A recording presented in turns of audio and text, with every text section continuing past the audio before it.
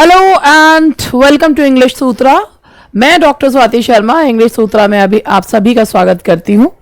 और आज होना तो डे 5 चाहिए था, मगर मेरा कल तबीयत ठीक नहीं थी, जिस वजह से मैंने क्लास नहीं ली।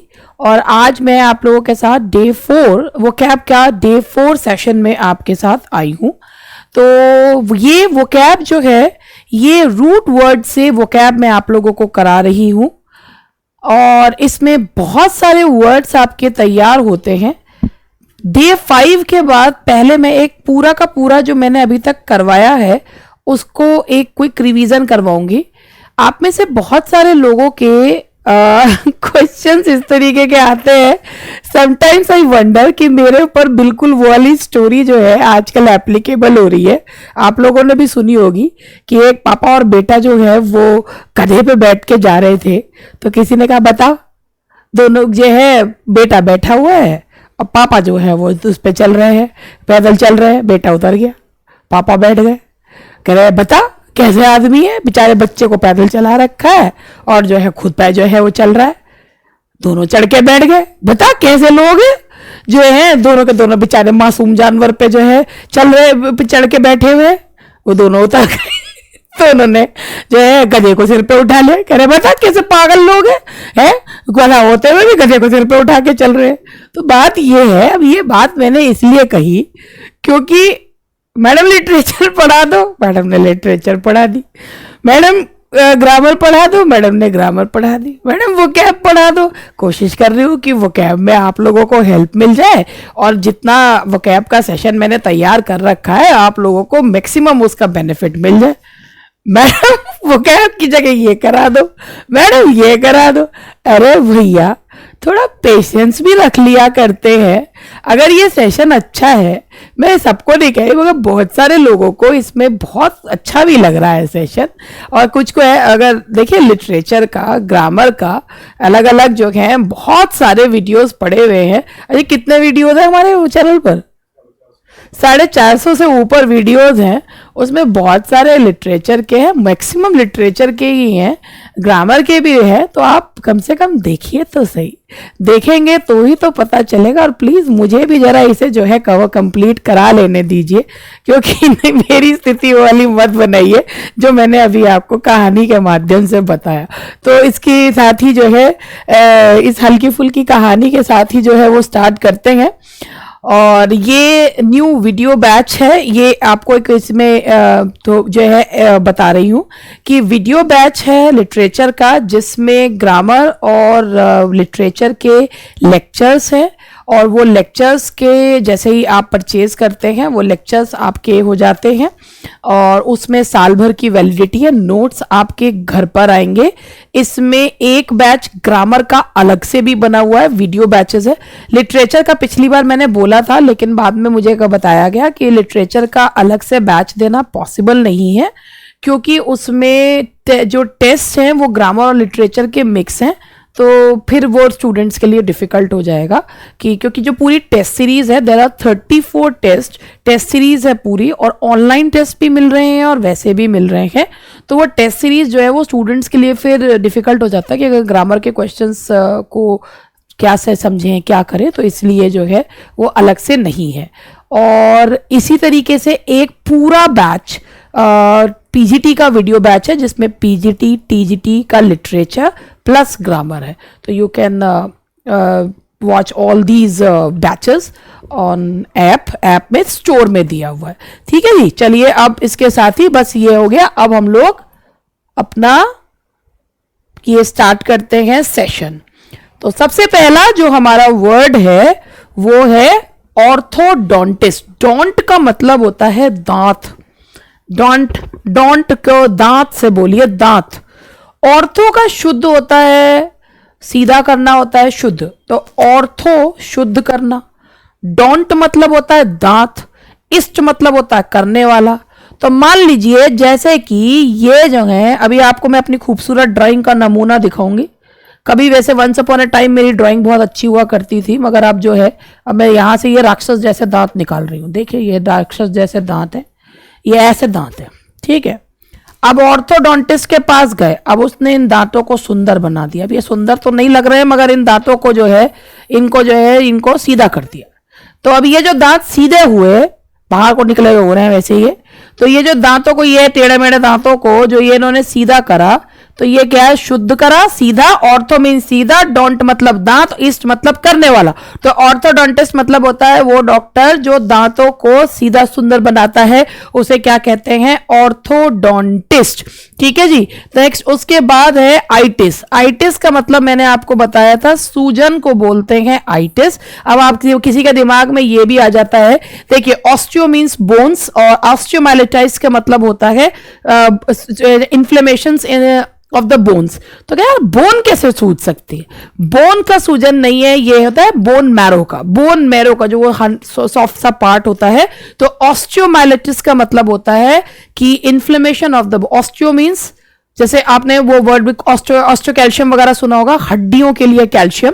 तो ऑस्टियोमाइलिटिस का मतलब होता है, आइटिस मतलब इन्फ्लेमेशन, ऑस्टियो मतलब बोन्स, तो बोन्स के इन्फ्लेमेशन को, सूजन को बोलते हैं ऑस्टियोमाइलिटिस। ठीक है जी। चलिए नेक्स्ट वर्ड पे चलते हैं। नेक्स्ट वर्ड है नोमोज। नोमोज का मतलब होता है, दो मीनिंग होते हैं। नोमोज का एक मतलब होता है अरेंजमेंट और एक होता है लॉ। अब सबसे पहले एस्ट्रो। एस्ट्रो का मैंने आपको बताया था, पिछली वाली क्लास में बताया था। एस्ट्रो मीन्स होता है स्टार, और नॉमी मतलब होता है अरेंजमेंट। तो स्टार्स का अरेंजमेंट, स्टार्स का अरेंजमेंट उसे क्या कहा जाता है, एस्ट्रोनॉमी कहा जाता है। कि स्टार्स, भैया स्टार्स का, भाई एस्ट्रोनॉमी है, स्टार्स के अरेंजमेंट अलग अलग तरीके की, जो एस्ट्रोनॉमी को पढ़ते हैं उनको पता होता है कि भाई जैसे जो अलग अलग स्टार्स का जो अरेंजमेंट है, या अदर सेलेस्टियल प्लैनेट्स का जो स्टार्स का जो अरेंजमेंट होता है, उसे जो है एस्ट्रोनॉमी कहा जाता है। कल आप लोगों ने एक न्यूज़ भी पढ़ी होगी कि एक जो है देखी होगी कि वो जो है एक ऐसा लग रहा था कि एलियन थे कि क्या थे, कि जो है वो एक बिना आवाज की ट्रेन गुजर रही थी, बाद में पता चला वो सैटेलाइट थी। तो जो है जो लोग स्टार्स का स्टडी करते हैं, उसे जो है वो, उनको स्टार्स की स्टडी करने वाले को, या जो भाई स्पेस पे जाने वालों को, उनको एस्ट्रोनॉमर्स कहा जाता है। Nomy arrangement, astro mean star, arrangement of stars और अदर सेलेस्टियल बॉडी, उन्हें क्या कहा जाता है, this is a branch of study which studies about other celestial bodies and stars. ठीक है। ऑटोनॉमी, अब देखो नॉमी मतलब होता है लॉ, ऑटो मतलब होता है स्वयं, यानी कि स्वयं कोई, सेल्फ लॉ। ऑटोनॉमी का मतलब ऑटोनोमस बॉडी जिसे कहते हैं कि जो खुद ही सब कुछ काम करने वाली होती है। सेल्फ लॉ, सेल्फ गवर्नमेंट, स्वयं की एक ही गवर्नमेंट जो है उसे क्या कहते हैं, ऑटोक्रेट, यानी कि एक ही गवर्नमेंट चलाने वाले को ऑटोक्रेट कहते हैं। ये है द नेक्स्ट वर्ड इज मीट्रोनोम। मीट्रोनोम जो होता है ये म्यूजिक की बीट्स को गिनने वाले एक यंत्र होता है। म्यूजिक की बीट्स को गिनने वाले यंत्र को मीट्रोनोम जो है वो कहा जाता है। तो नोम मीन्स मेजरमेंट, सॉरी, नोम मतलब होता है अरेंजमेंट या लॉ को कहते हैं। और जो है यहां पर एस्ट्रोनॉमी, अरेंजमेंट ऑफ स्टार्स और सेलेस्टियल बॉडीज, ऑटोनॉमी यानी कि स्वयं को ही जो है सेल्फ लॉ, ऑटोनमस जो है, और या ऑटोक्रेट खुद की ही जो है सब कुछ करने वाला, तो स्वयंभू, तो उसे क्या कहा जाएगा, ऑटोनमस, और सॉरी ऑटोक्रेट। एंड ऑटोनॉमी के जो ऑटोनॉमी है यानी कि सेल्फ लॉ, सेल्फ रूल, स्वयं का रूल। और मीट्रोनोम जो होता है ये एक इंस्ट्रूमेंट होता है जो म्यूजिक को की बीट्स को मेजर करता है। Now the next word is opsis. देखिए बायो का मतलब होता है लाइफ, बायो मीन्स लाइफ, और ऑप्सिस मतलब होता है साइट। ठीक है। बायो मीन्स लाइफ, और जो होता है ऑप्सिस का मतलब होता है वैसे एक बार बताओ आपको, वीवो का मतलब भी लाइफ होता है। ठीक है। वीवो मीन्स भी लाइफ होता है और बायो मीन्स भी लाइफ होता है। वैसे ये बाद में शायद आएगा भी। और जो है बायो मीन्स लाइफ, ऑप्सिस मतलब साइट। तो आप ये खुद देखिए, बायोप्सी, बायो मीन्स एक लिविंग टिश्यू को, किसी बीमारी को पता लगाने के लिए जब एक टिश्यू को लिया जाता है, एक लिविंग टिश्यू को लिया जाता है बीमारी का पता करने के लिए, उसे बायोप्सी कहा जाता है।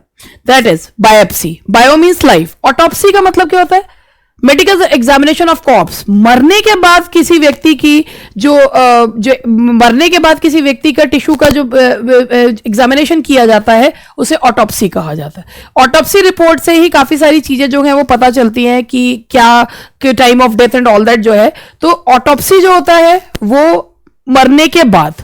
और बायोप्सी जो होता है किसी बीमारी वगैरह को पता लगाने के लिए लिविंग टिश्यू का जो एग्जामिनेशन किया जाता है, that is biopsy.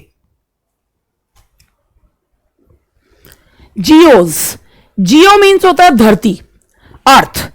Geology study of earth. Earth पे वैसे भी पर्वतों की पर्वत कैसे बने, चट्टाने कैसे बनी, उसकी स्टडी को क्या कहा जाता है, दैट इज जियोलॉजी।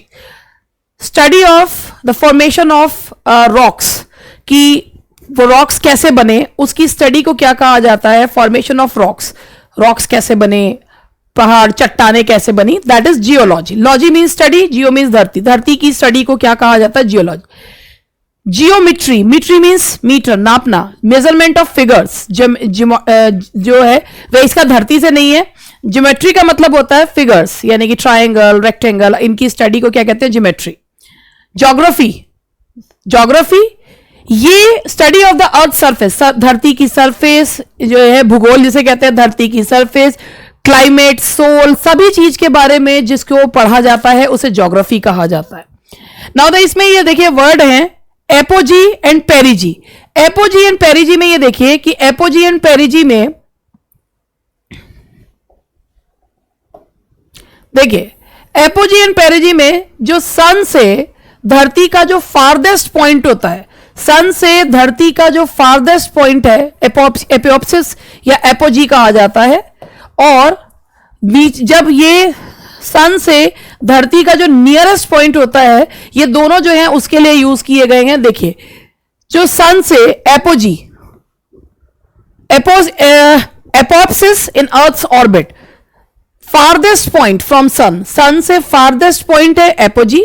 पेरिजी सन से नियरेस्ट पॉइंट है, उसे पेरिजी कहा जाता है। तो एपोप्सिस एंड पेरिएप्सिस, तो apoapsis farthest point and nearest point को बोला जाता है, दैट इज धरती का फारदेस्ट पॉइंट एंड धरती का नियरेस्ट पॉइंट, उसे कहा जाता है एपोजी एंड पेरिजी। बायो, बायोस मतलब होता है लाइफ। तो देखिए बायो मींस लाइफ, लॉजी मतलब study, study of human, study of living beings, study of living beings को क्या कहते हैं, बायोलॉजी। बायोग्राफी, ग्राफी मीन्स होता है लिखना, बायो मतलब लाइफ, अपनी लाइफ के बारे में लिखना, तो मतलब लाइफ के बारे में लिखना, किसी और की लाइफ के बारे में लिखना। Story of someone else life, that is bio means life, graphy means लिखना, तो किसी और की जिंदगी के बारे में लिखना, उसे क्या, जीवनी, उसे कहते हैं बायोग्राफी। ऑटोबायोग्राफी, ऑटो मीन्स स्वयं, bio means life, graphy means लिखना, तो दूसरे आप खुद की जीवन परिचय, खुद के बारे में लिखना, दैट्स ऑटोबायोग्राफी। बायोप्सी में ऑलरेडी बता ही चुकी हूं, तो इसको क्या बताऊं। बॉटन, बॉटनी का मतलब होता है botany. Botany that is that branch of biology that studies plants. Botany जो कि प्लांट्स के बारे में बताती है, उसे क्या कहते हैं, बॉटनी। जून, जून मतलब होता है एनिमल्स, जून मीन्स होता है एनिमल्स। देखिए जू मीन्स एनिमल, लॉजी मतलब स्टडी। जूलॉजी का मतलब होता है जो एनिमल्स के बारे में स्टडी करे, लॉजी जहां भी आएगा उस वो जो है दैट इज स्टडी, तो जो एनिमल्स के बारे में स्टडी करे दैट इज जूलॉजी।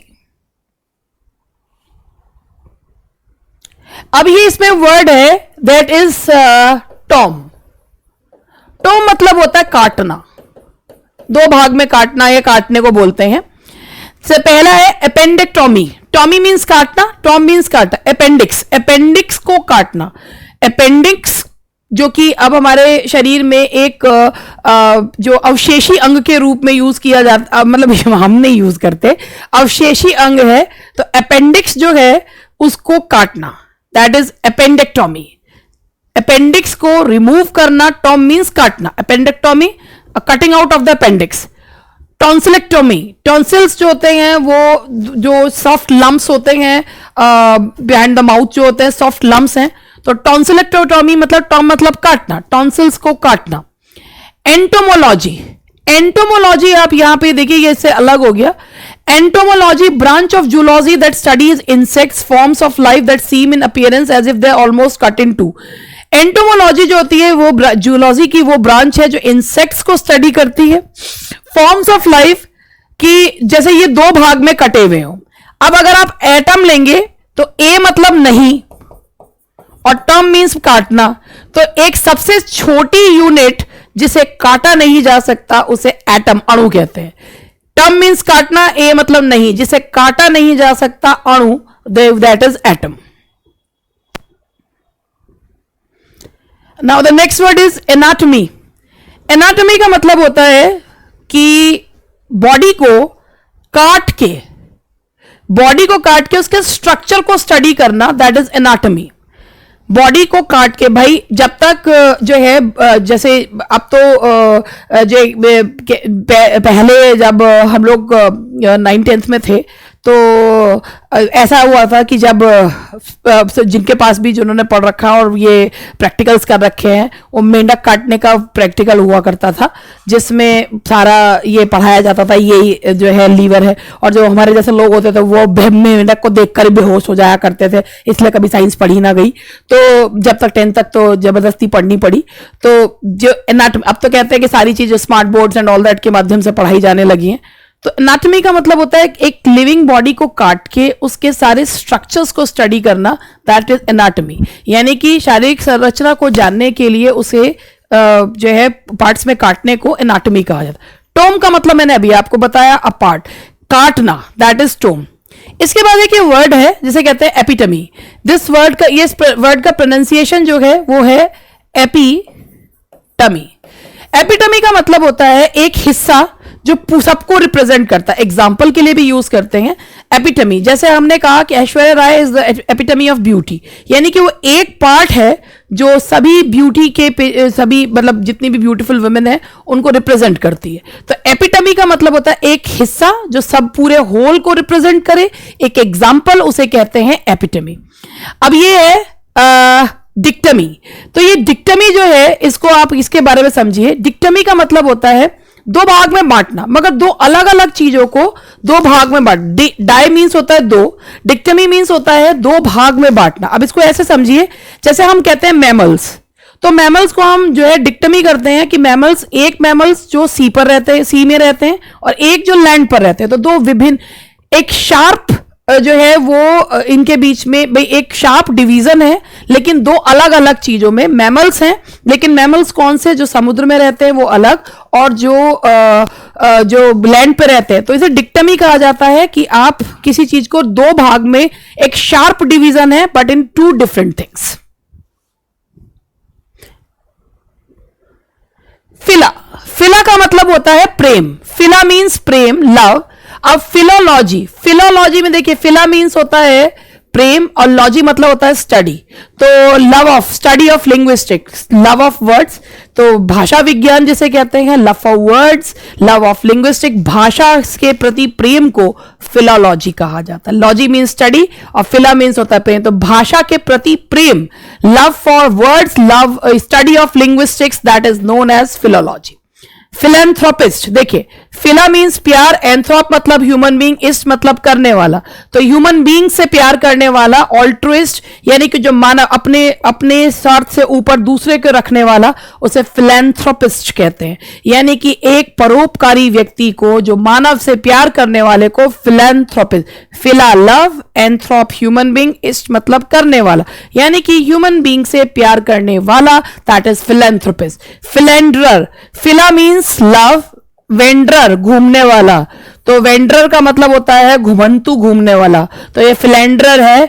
बचना है हसीनो लो में आ गया, और वो ऐसे गाने तो आपने बहुत सुने ही होंगे कि बचना है हसीनों में आ गया। और तो फिलेंडरर का मतलब होता है वन हु मेक्स लव ट्रिफिंगली, यानी कि जो प्रेम जो है वो बदलता रहता है जिसका, और जो है कि ये किसी की आंखें सुंदर तो किसी के होंठ सुंदर, किसी की ये सुंदर तो किसी का वो सुंदर।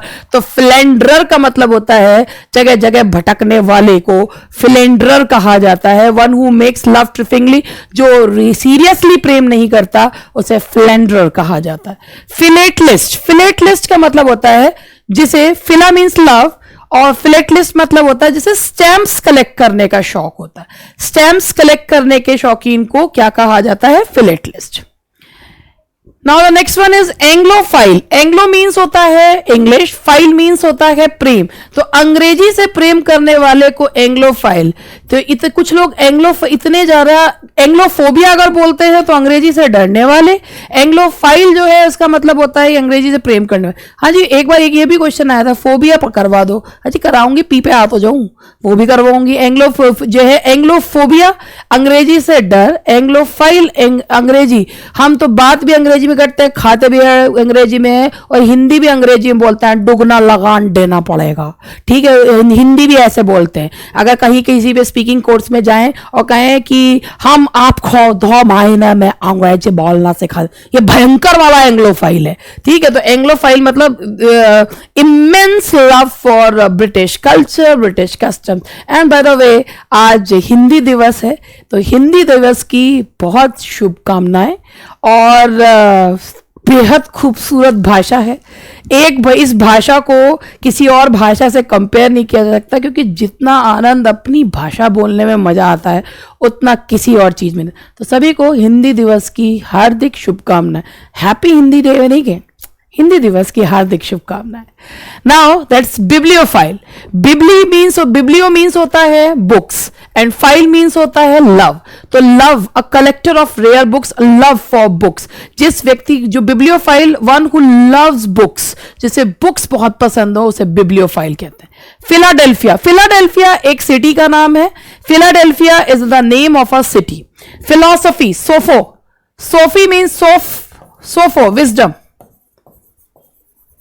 सोफो means wisdom, soph means wisdom, phila means love, love for wisdom, यानी कि विजडम के लिए प्रेम को क्या कहते हैं, फिलॉसफी, लव फॉर विजडम।